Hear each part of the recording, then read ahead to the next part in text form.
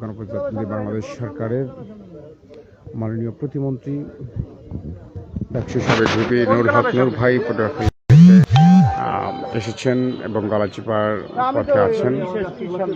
তো তাকে guard of honour প্রদর্শন করার জন্যই প্রস্তুত আছেন বাংলাদেশ পুলিশের সদস্যগণ। ধন্যবাদ ভাই। আসলে এটা প্রত্যাশা আমার না, আমরা নির্বাচন থেকে মাঠ পর্যায়ে সাধারণ জনগণের সাথে কথা বলছি।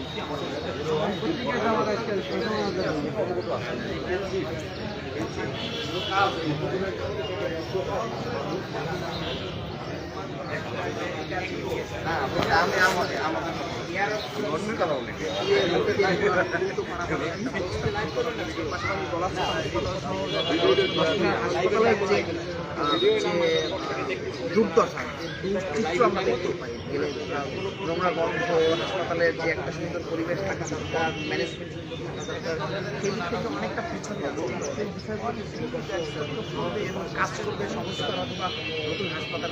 আশা করি তিনি যেহেতু প্রতিশ্রুতি দিয়েছেন, এখন দেখার পালা সেই প্রতিশ্রুতি আমরা